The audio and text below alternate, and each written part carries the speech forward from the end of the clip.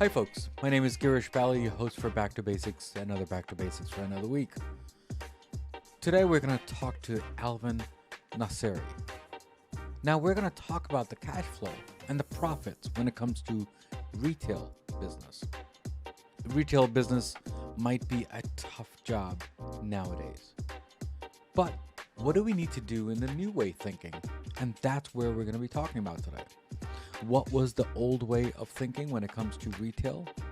And now, in today's world, how has it changed? And that's what we're going to go and talk about. So we'll get into that and we'll get to know him better at what he is all about. So let's speak with Alvin and get to know him better. I'll see you there.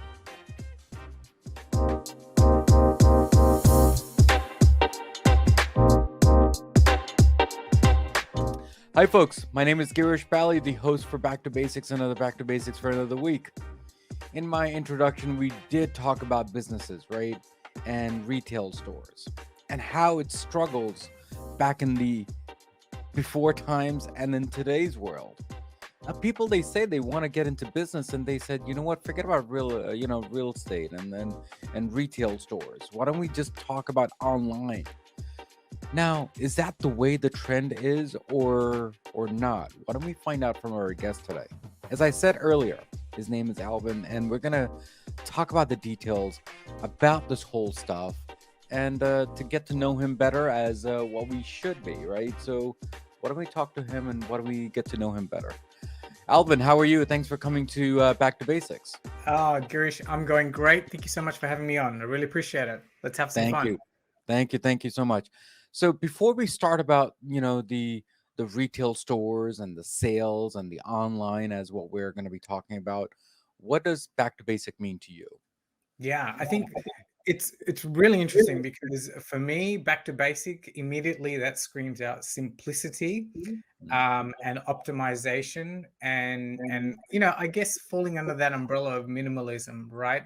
So for me, it's all about doing things very simply. What is the most simplest, effective way I can get something done without any complication to get the desired results that I want? And by Mm. keeping my mind free, my environment free and really clean, clear, and simple.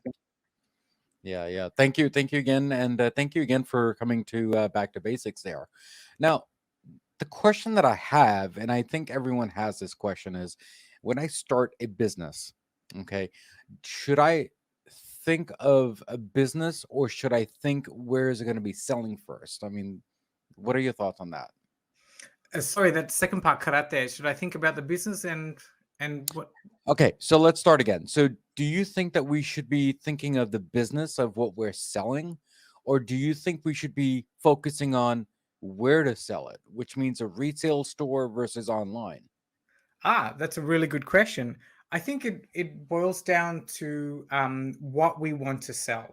Because once we get a clear understanding of what we want to sell, hopefully that'll take us down the pathway of really understanding who we are going to sell to, who our target market is, and also maybe taking a step back and getting a little bit of a vision for ourselves, our personal vision on what we want this business to achieve, what we want to create in the marketplace, and who we want to service. I think that's really, really important. And then, Mm, secondary, we can start to look at, depending on where our target market is, our clientele, we can sort of decide whether we want to go down the online route or whether we want to go down the bricks and mortar route. So I think to summarize your question, I think it's really important to get an understanding of what we are selling, what do we want to sell, who we're going to sell it to, and how does that fit into our own goals as a business owner. Yeah, thank you again. So, do you think that we should be focusing on what the audience is going to be when we sell, or do we just sell and just do it blindly and see if it becomes a hit or a fail? Yeah, no, I wish if we could do it blindly, right? Wouldn't that be so much easier? And we would all be multimillionaires. I think blindly is definitely not the right thing to do. We should definitely be taking more of an approach of really understanding our customer, understanding our product, understanding our market, and essentially understanding what type of business are we trying to create and what kind of problems are we trying to solve. And the better we can understand that as a business owner, the better we can articulate the solutions to our prospective clients, and the far more successful business that we're going to have eventually. So yeah, going in blind, I don't know of very few businesses and business owners can sort of go in blind and really be successful in the marketplace. Yeah, yeah. Thank you again for that. You know, Alvin, when we get into businesses, the first thing that we try to focus is the local market versus international market. Do you think that's the way to do it? Because now the way the world is going is, I think we should just get the biggest buffet ever instead of just looking at the local. So, what are your thoughts on that? Yeah, and you know, I'm gonna probably sound like a parrot. Really, I think it really depends on our product, and it really depends also on our customers, where our customers are. So, you know, yeah, it's a cop out answer, but I think it would really depend what we are trying to sell and where our clients are, and then that way we can really devise a strategy. You know, if I look at a lot of my clients, we're retail business owners, and you know, the businesses that we're in, we really just look after our community. So in that case, you know, it's fine just to look after a local suburb or a local state or area. But, you know, if you have a great product and if you think there's a really big demand globally for it, I'm just going to throw something out like sunglasses, for instance. If you can come up with some really cool glasses, there is no reason why, with the current marketplace and the current retail landscape, you couldn't launch worldwide. Now, Mm, having said that, I would preface that I would encourage business owners to really drill down on their demographics first, right? mm, I know we want to cast the net really big, but I think if we can have success in a particular market, so for instance, when I say that, let's just pick, I don't know, women. I'm just for my sunglass example. Let's just pick women between the ages of 22 to 34 in the USA with a certain education and income level. I think if we can start to dominate and get really good results with that, that just makes it so much easier when we take the next step to expand. We will have the data and all the information that we need to expand our market. So, you know, I think it really depends on the product and who we're chasing. yeah, yeah. Thank you again. So basically, are we saying that we should be doing the research before we start the business? 100%. 100%. We should be so clear on what problem that we're solving for our clients, and also we should be really clear for ourselves as a business owner on what we want from this business, what we want this business to provide. So having a vision on both aspects, a vision and mission for our business and a vision and mission for ourselves is really important. And I think this is one of the most common mistakes that business owners and retailers, we make the same thing, because we kind of initially get into business just to, you know, maybe we're trying to replace our job, or maybe it's a last minute opportunity that's come up for us. And then so what happens, we roll into our business and, you know, we're kind of just doing the mundane things and trying to grow our business, but it gets so much quicker, and the growth of our business becomes so much more powerful if you can really understand, if you can really take the time to understand what we want and what the business can provide. Just a little bit of prep work makes so much difference. Yeah, yeah. Thank you again for that. You know, the way our world is going, we're getting, you know, I don't like to use the word, but it's the word that we're all using, which is diversity, right? Yes. And it's okay because that's just the world is, right? And it's okay that I'm South Asian or black or white or any other race, right? Do you think we should start focusing on what we are versus just going outside the box? Because it's easier and we know the market? Or do you That's think a we should re- just or do yeah. you think we should take experiments? That's a really good question, and I would really preface that it really depends on the product that we're trying to sell. You know, I mean, if for instance, as an Indian myself, if I wanted to sell, for instance, saris or Indian costumes, and I would perhaps know the market really well, then I would probably chase my own, you know, Indian demographic market. So I don't. It really depends, and this is about being really clear on what your product is and the market that you're serving.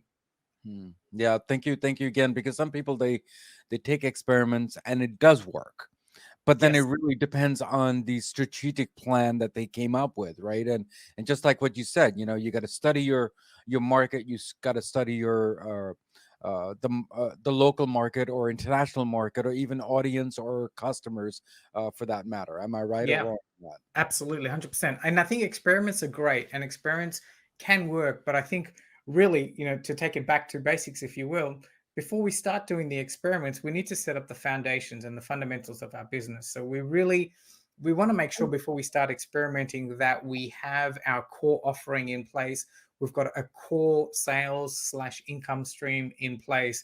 And, we're starting to generate revenue, generate profits and cash flow. And once we have those fundamentals set up, then now is the time that we can go start experimenting with either different markets, different products, different Mm. sales systems, and all that kind of thing. But I think, it's really, really important just to set up the fundamentals first and really get some home runs very quickly and get some Mm. sales coming in if we're starting a business from scratch. Yeah, yeah, yeah. Thank you again, Alvin, for that. And before we get more detail on the episode, can we explain to people who Alvin is and what does he do and why did I bring you on this call today? Yeah, that's a great idea. So my name is Alvin. Yeah, I am the retail business coach that helps retail business owners, improve their cash flow and profitability, so that they can create more time and freedom for themselves. So when retailers come to me, they're usually stuck in a period of growth, or they're running out of money, or they're running out of profitability, and I help them through that phase so we can get to the next phase of their growth. Mm. A little bit about me. I am a pharmacist by profession. I used to buy, run, and sell pharmacy based businesses in Melbourne, Australia for about 15 or 16 years. And that's what I used to do. I used to buy and sell businesses. And I used to work with I worked with business coaches as a client very early on in my business building career. And so, when I sold my last business and I decided to move countries, move to Germany, this was how I was going to provide value, to the world in helping other business owners basically do what I was able to do, and to not run into any problems and to do it properly. Yeah, thank you again, Alvin, and thank you again for coming on the show. So, you know, I've seen a whole bunch of different shows, for example, Shark Tank, right? And every time a a person comes in and says that I have this amount of money and this number of equity, and I want to go retail versus online, or I want to go the other way around, right? And the answers that we always get from these sharkies is, Mm. uh, let's not go retail and let's go online. Is that the world that we're getting into? That why should we think retail versus online? Yes, I think from a Shark Tank perspective, I think we got to look at it in the respect of the Shark Tank perspective, which is typically online is the fastest way to get the biggest growth, right? You get the biggest exposure to your products. You have the possibility to get a great amount of sales. And for the equity backer or for the shark tanker, is that what they're called? That's the quickest way to get their money back. And certainly, setting up online has very little constraints compared to a bricks and mortar retail shop. So if you've got the right product, you've got the right back end system in terms of logistics, warehouse management, and certainly there are plenty of software programs now that can facilitate seamless online transactions and to deliver the product or solution to your client or customer. Online is definitely the way to go, right?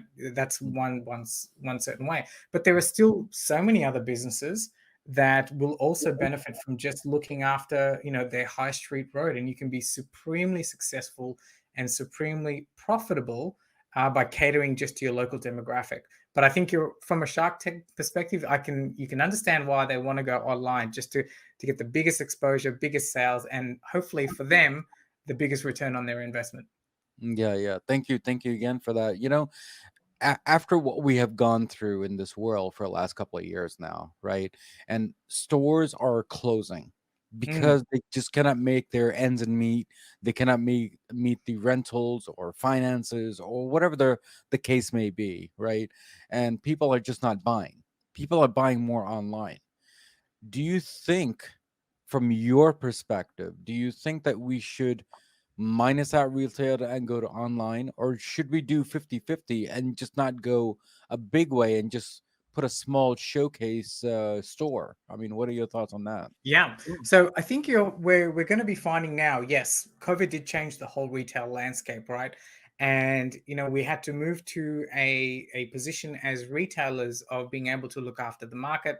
Certainly, if you didn't sort of use that word again, pivot, and offer some services that were sort of online based to your clientele. If you were a bricks and mortar store, you missed out, and you basically had to shut. And also, if you sort of didn't factor in any other ways that you could change your business around from a retail bricks and mortar setting to providing services to your clients and customers, you kind of missed out as well. So I think it's, it's not as easy anymore. Definitely not as easy anymore. Mm, But what we're finding is from large retailers, they're actually bringing back the retail bricks and mortar experience, and we're finding that a lot of big companies are doing both. So if you look at, I think the best example is Apple, right? They've continued to maintain a retail presence in a physical mm, shop, and they mm, provide this amazing experience. And of course, you can still buy your Apple phones and everything online. And I think mm, this is what's going to be happening a lot more. This is how, as retailers, we need to think about this. We need to have some sort of bricks and mortar presence, perhaps in a big high street mall where there's a lot of foot traffic.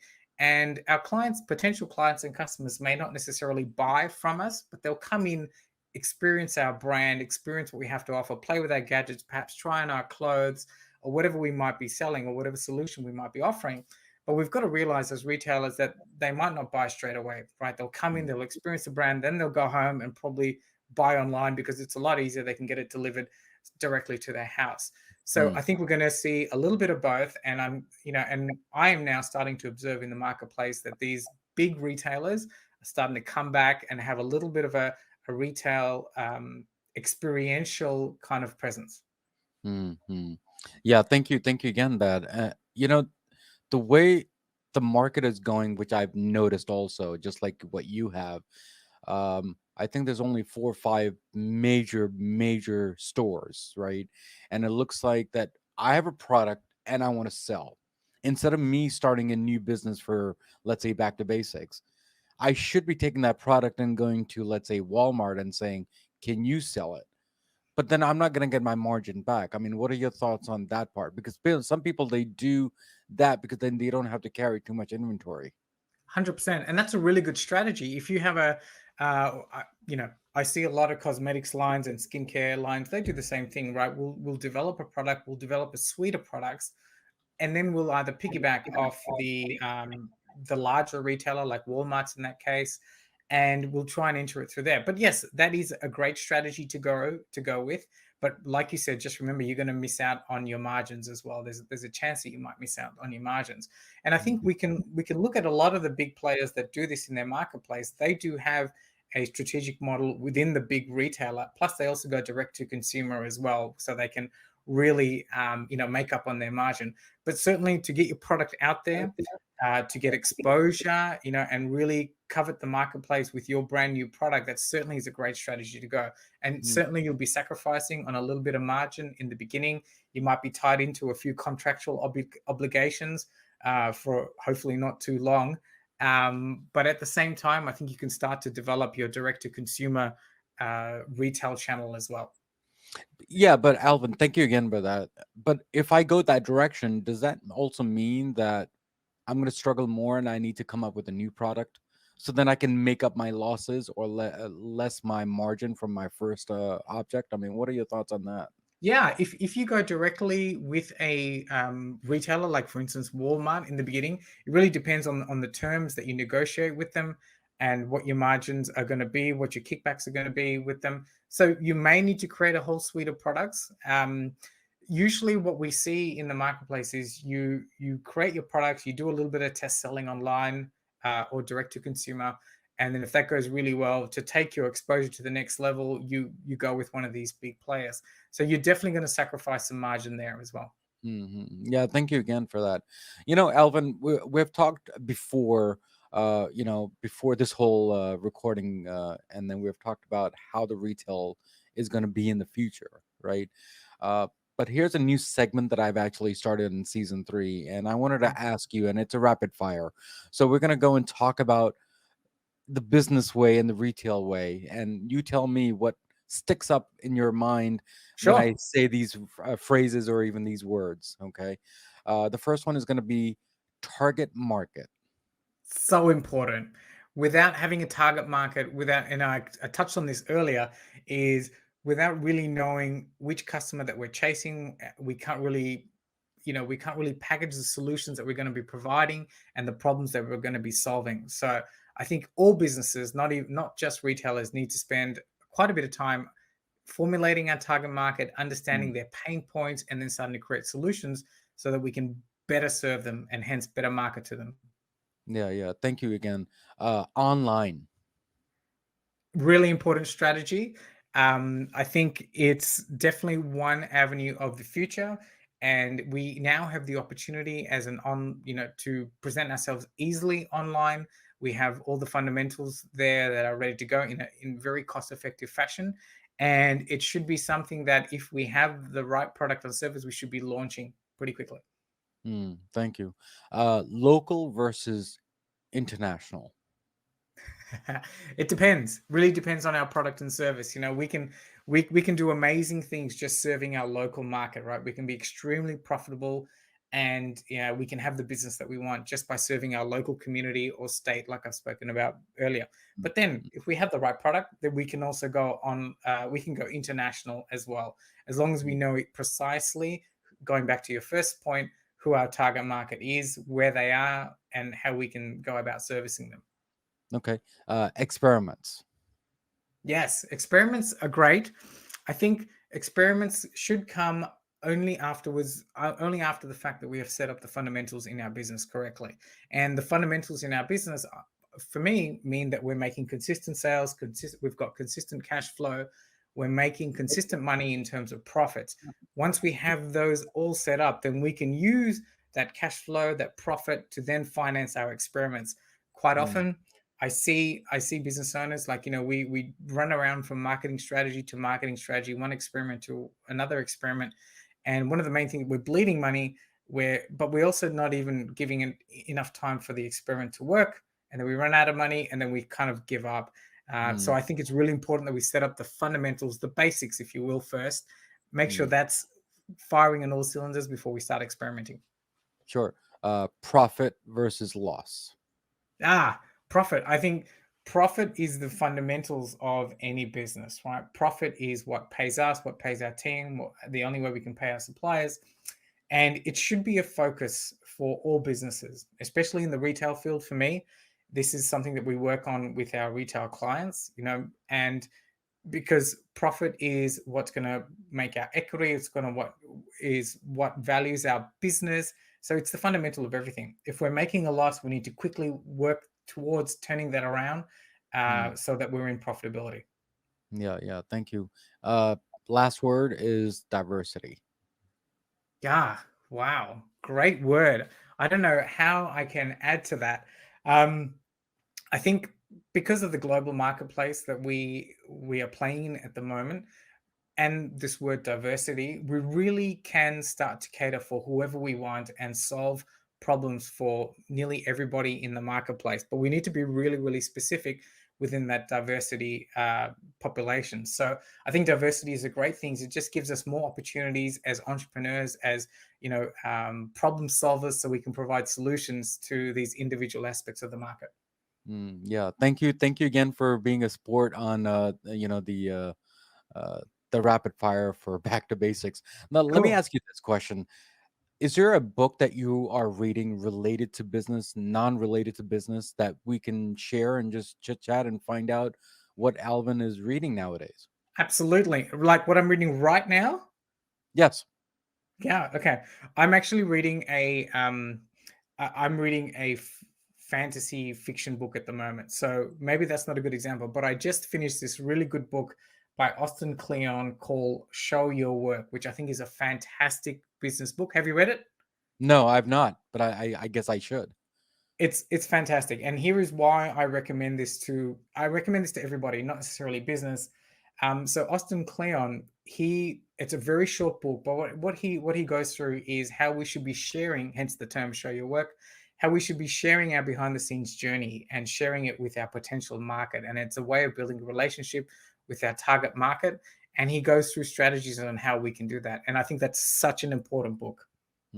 Wow. Thank you again for that. And is there any movies or TV shows that you're watching related to business or non-related to business?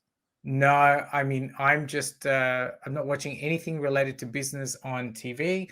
I just finished on Netflix a series called Call My Agent, which is a French TV series, which is a little bit of a laugh, and but nothing too serious.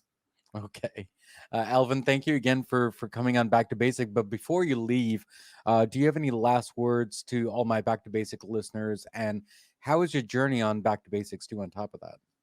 Yeah. So I think any final words on back to basics.